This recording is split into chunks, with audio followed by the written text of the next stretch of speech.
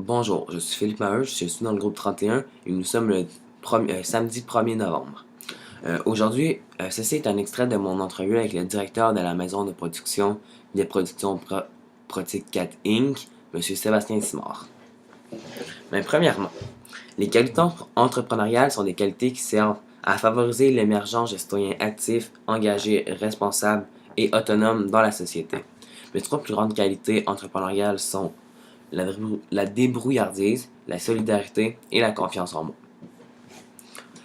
Premièrement, je suis un élève très débrouillard lors de nos projets. Je trouve des solutions rapidement. Le meilleur exemple est lors du tournage de notre film.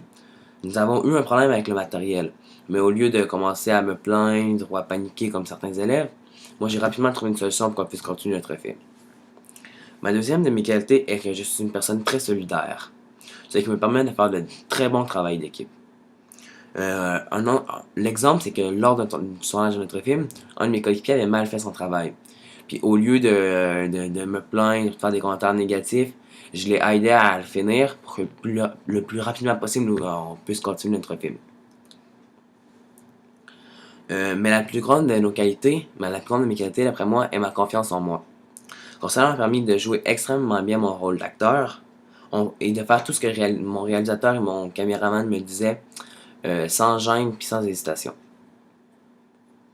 Même si je pensais que j'aurais l'air ridicule.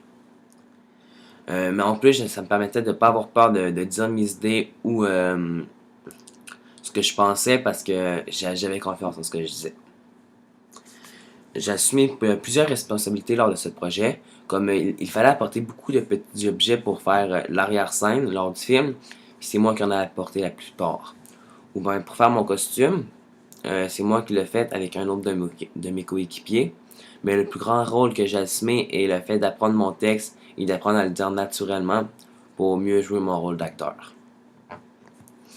Un avantage du travail d'équipe est que si tu as de la difficulté à faire ce que tu fais, comme par exemple quand j'ai eu de la difficulté à faire mon costume, tu peux demander à certains de tes coéquipiers de t'aider. Tu peux demander de l'aide.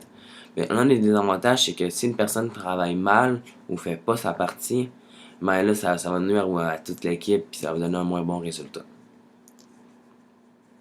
Ma participation était très importante dans ce projet parce que j'étais l'acteur principal du film, ce qui est un rôle super important.